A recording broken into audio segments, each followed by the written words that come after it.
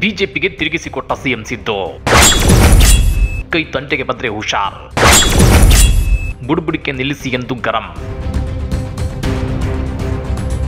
BJP ನಾಯಕರು ತಮ್ಮ ತಟ್ಟೆಯಲ್ಲಿ ಹೆಗ್ಗಡ ಬಿದ್ದಿದ್ರು ಕಾಂಗ್ರೆಸ್ಸಿಗರ ತಟ್ಟೆಯಲ್ಲಿ ಬಿದ್ದಿರೋ ನೊಣದ ಬಗ್ಗೆ ಸಿಕ್ಕಾಪಟ್ಟೆ ಆಸಕ್ತಿ ಬೆಳೆಸಿಕೊಂಡಿದ್ದಾರೆ. ತಮ್ಮ ಮನೆ ದಗದಗ ಹೊತ್ತಿ ಉರಿಯುತ್ತಿದ್ರೆ ಕಾಂಗ್ರೆಸ್ ಮನೆಯಲ್ಲಿ ಬಿದ್ದಿರೋ ಕಿಡಿ ಬಗ್ಗೆ ಸಿಕ್ಕಾಪಟ್ಟೆ ತಲೆ ಕೆಡಿಸಿಕೊಳ್ತಿದ್ದಾರೆ.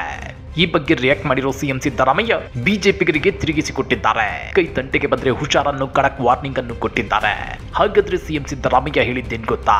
ಅದನ್ನ ಡೀಟೇಲ್ ಆಗಿ ತೋರಿಸ್ತೀವಿ. ಆದ್ರೆ ಅದಕ್ಕಿಂತ ಮೊದಲು ಹಲೋ ಕನ್ನಡ ಯೂಟ್ಯೂಬ್ ಚಾನಲ್ ಅನ್ನ ಸಬ್ಸ್ಕ್ರೈಬ್ ಮಾಡ್ಕೊಳ್ಳಿ. ಹಾಗೇನೇ ಪಕ್ಕದಲ್ಲಿರೋ ಬೆಲ್ ಬಟನ್ ಅನ್ನು ಪ್ರೆಸ್ ಮಾಡಿ. ಬಿ.ವೈ. ವಿಜಯೇಂದ್ರ ಅವರ ರಾಜ್ಯಾಧ್ಯಕ್ಷ ಕುರ್ಚಿ ಗಡಗಡ ಅಲುಗಾಡ್ತಿದೆ. ಯತ್ನಾಳ್ ಬಣ ಈ ಕುರ್ಚಿಯನ್ನ ಹೇಗಾದ್ರೂ ಮಾಡಿ ಕಬಳಿಸಬೇಕು ಅಂತ ಯತ್ನಿಸುತ್ತಿದೆ. ಇದರಿಂದ ಹತಾಶರಾದ ಬಿ.ವೈ. ವಿಜಯೇಂದ್ರ ಆಡಳಿತಾರೂಢ ಕಾಂಗ್ರೆಸ್ ಪಕ್ಷವನ್ನ ಟೀಕೆ ಮಾಡೋದ್ರ ಮೂಲಕ ತಮ್ಮ ಇಮೇಜ್ ಹೆಚ್ಚಿಸಿಕೊಳ್ಳಲು ಯತ್ನಿಸುತ್ತಿದ್ದಾರೆ. ಕೇಂದ್ರ ಬಜೆಟ್ ಬಗ್ಗೆ ಸಿಎಂ ಸಿದ್ದರಾಮಯ್ಯ ನಿನ್ನೆ ಟೀಕೆ ಮಾಡಿದ್ರು. ಇದೊಂದು ಖಾಲಿ ಚುಂಬಿನ ಬಜೆಟ್ ಅಂತೇಳಿ ಕಿಡಿಕಾರಿದ್ರು. ಜೊತೆಗೆ ಕರ್ನಾಟಕಕ್ಕೆ ಮತ್ತೆ ಕೇಂದ್ರದಿಂದ ಅನ್ಯಾಯವಾಗಿದೆ ಅಂತೇಳಿ ಗುಡುಗಿದ್ರು. ಇದಕ್ಕೆ ರಿಯಾಕ್ಟ್ ಮಾಡಿರೋ ಬಿ.ವೈ. ವಿಜಯೇಂದ್ರ ರಾಜಕೀಯ ಅರಾಜಕತೆ ಸೃಷ್ಟಿಸುವತ್ತ ನಿಮ್ಮ ಆಡಳಿತ ಮುನ್ನಡೆದಿದೆ. ನೀವು ಅಧಿಕಾರದಲ್ಲಿ ಇರಲೇಬೇಕಂದ್ರೆ ತೆರಿಗೆ ಮೇಲೆ ತೆರಿಗೆ, ಬೆಲೆ ಏರಿಕೆ ಮೇಲೆ ಬೆಲೆ ಏರಿಕೆ ಮಾಡಿ ಜನರನ್ನ ಸುಲಿಗೆ ಮಾಡೋದೊಂದೇ ಉಳಿದಿರುವ ಮಾರ್ಗ ಅಂತೇಳಿ ಟೀಕಿಸಿದ್ದಾರೆ.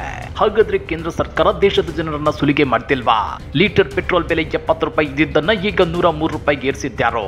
450 ರೂಪಾಯಿ ಇದ್ದ LPG ಗ್ಯಾಸ್ ಸಿಲಿಂಡರ್ ಬೆಲೆಯನ್ನ 1100 ರೂಪಾಯಿಗೆ ಏರಿಸಿ ಜನರನ್ನ ಸುಲಿಗೆ ಮಾಡ್ತಿರೋದಾದ್ರೂ ಯಾರೋ?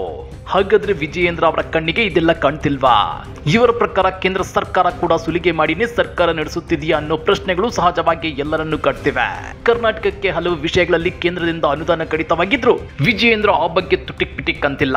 ಕನ್ನಡಿಗರಿಗೆ ಆಗ್ತಿರೋ ಅನ್ಯಾಯವನ್ನ ಮರೆಮಾಚಿ ಕೇಂದ್ರ ಸರ್ಕಾರವನ್ನ ಸಮರ್ಥಿಸಿಕೊಳ್ತಿದ್ದಾರೆ. ಇದನ್ನ ಗಮನಿಸಿದಷ್ಟು ದಡ್ಡರಲ್ಲ ನಮ್ಮ ರಾಜ್ಯದ ಜನ. ಇನ್ನ ಇಷ್ಟಕ್ಕೆ ನಿಲ್ಲದ ಬಿ.ವೈ. ವಿಜಯೇಂದ್ರ ಕೆಲ ದಿನಗಳಿಂದ ಬಿಟ್ಟಿ ಭವಿಷ್ಯ ಹೇಳ್ಕೊಂಡು ತಿರುಗಾಡ್ತಿದ್ದಾರೆ. ಕಳೆದ ಬೆಳಗಾವಿ ಅಧಿವೇಶನದ ವೇಳೆ ಸುದ್ದಿಗಾರರೊಂದಿಗೆ ಮಾತನಾಡಿದ್ದ ಬಿ.ವೈ. ವಿಜಯೇಂದ್ರ ಬೆಳಗಾವಿ ವಿಧಾನಸಭಾ ಅಧಿವೇಶನಕ್ಕೆ ಹೊಸ ಮುಖ್ಯಮಂತ್ರಿ ಬಂದಿರುತ್ತಾರೆ. ಇದೇ ಸಿಎಂ ಸಿದ್ದರಾಮಯ್ಯನವರ ಕೊನೆ ಬೆಳಗಾವಿ ಅಧಿವೇಶನ ಅಂತ ಹೇಳಿದ್ರು. ಇದರಿಂದ ಕೆರಳಿ ಕೆಂಡವಾಗಿರೋ ಸಿಎಂ ಸಿದ್ದರಾಮಯ್ಯ ವಿಜಯೇಂದ್ರ ಅವರಿಗೆ ಚಳಿ ಜ್ವರ ಬಿಡಿಸಿದ್ದಾರೆ. ಕಾಂಗ್ರೆಸ್ ಪಕ್ಷದ ಬಗ್ಗೆ ಮಾತನಾಡುವ ಮೊದಲು ತಮ್ಮ ಪಕ್ಷ ಎಷ್ಟು ಅಳಿಸಿದೆ ಅನ್ನೋದನ್ನ ನೋಡಿಕೊಳ್ಳಲಿ. ರಾಜ್ಯ ಬಿಜೆಪಿ 2 ಹೋಳಾಗಿದೆ, ಅದನ್ನ ಅವರು ಗಮನಿಸಲಿ ಅಂತೇಳಿ ಕುಟುಕಿದ್ದಾರೆ. ವಿಜಯೇಂದ್ರ ಅವರ ಬಿಟ್ಟಿ ಭವಿಷ್ಯಗಳು ನಿಜವಾಗಲ್ಲ. ಕರ್ನಾಟಕದಲ್ಲಿ ನಾಯಕತ್ವದ ಬದಲಾವಣೆ ಇಲ್ವೇ ಇಲ್ಲ. ನಾಯಕತ್ವ ಬದಲಾವಣೆ ಕುರಿತು ಕಾಂಗ್ರೆಸ್ ಹೈಕಮಾಂಡ್ ನಿರ್ಧಾರ ತೆಗೆದುಕೊಳ್ಳುತ್ತೆ. ದಿನ ಬಿಜೆಪಿ ನಾಯಕರು ಪರಸ್ಪರ ವೈರತ್ವದ ಹೇಳಿಕೆಗಳನ್ನು ನೀಡುತ್ತಾರೆ, ಕೆಟ್ಟ ಮಾತುಗಳನ್ನು ಬಳಸುತ್ತಾರೆ. ಬಿ.ವೈ. ವಿಜಯೇಂದ್ರ ಹೊಂದಾಣಿಕೆ ಮಾಡಿಕೊಂಡು ರಾಜ್ಯಾಧ್ಯಕ್ಷರಾಗಿದ್ದಾರೆ ಅಂತೇಳಿ ಚಿಕ್ಕಬಳ್ಳಾಪುರ ಬಿಜೆಪಿ ಸಂಸದ ಡಾಕ್ಟರ್ ಕೆ ಸುಧಾಕರ್ ನೇರವಾಗಿ ಮತ್ತು ಬಹಿರಂಗವಾಗಿ ಆರೋಪ ಮಾಡಿದ್ದಾರೆ. ಬಿಜೆಪಿ ನಾಯಕತ್ವ ಬದಲಾವಣೆ ಆಗಬೇಕು ಅಂತ ಬಹಿರಂಗವಾಗಿ ಹೇಳುತ್ತಿದ್ದಾರೆ. ಬಿಜೆಪಿ ಸಂಬಂಧ ಹಳಿಸಿದ್ರು ಕಾಂಗ್ರೆಸ್ ಬಗ್ಗೆ ಮಾತನಾಡ್ತಾರೆ ಅಂತೇಳಿ ಸಿಎಂ ಸಿದ್ದರಾಮಯ್ಯ ಕಿಡಿಕಾರಿದ್ದಾರೆ. ಕಾಂಗ್ರೆಸ್ ಪರ ಅಲೆ ಬಿಜೆಪಿಗೆ ಪುಕಪುಕ. ಜಿಲ್ಲಾ ಮತ್ತು ತಾಲೂಕು ಪಂಚಾಯತ್ ಚುನಾವಣೆಗಳಿಗೆ ಕಾಂಗ್ರೆಸ್ ಪರ ಅಲೆ ಮತ್ತಷ್ಟು ಹೆಚ್ಚಾಗಲಿದೆ. ಹೀಗಾಗಿ ಬಿಜೆಪಿ ಮತ್ತು ಜೆಡಿಎಸ್ ತಮ್ಮ ನಾಯಕತ್ವದ ಬಗ್ಗೆ ಭಯಭೀತರಾಗಿದ್ದಾರೆ. ಬಿಜೆಪಿ ಮತ್ತು ಜೆಡಿಎಸ್ ನಡುವಿನ ಹೊಂದಾಣಿಕೆಯಿಂದ ರಾಜ್ಯಕ್ಕೆ ಯಾವುದೇ ಪ್ರಯೋಜನವಾಗಿಲ್ಲ ಅಂತೇಳಿ ಸಿಎಂ ಸಿದ್ದರಾಮಯ್ಯ ವಾಗ್ದಾಳಿ ನಡೆಸಿದ್ದಾರೆ. ಅದೇನೇ ಇರಲಿ, ಬಿಜೆಪಿ ಮತ್ತು ಕಾಂಗ್ರೆಸ್ 2 ಪಕ್ಷಗಳಲ್ಲಿ ಮನಸ್ತಾಪ, ಕಿತ್ತಾಟಗಳಿವೆ. ಆದ್ರೆ ಬಿಜೆಪಿಯಲ್ಲಿ ಅದು ಎಕ್ಸ್ಟ್ರೀಮ್ ಲೆವೆಲ್ಗೆ ಹೋಗಿದೆ.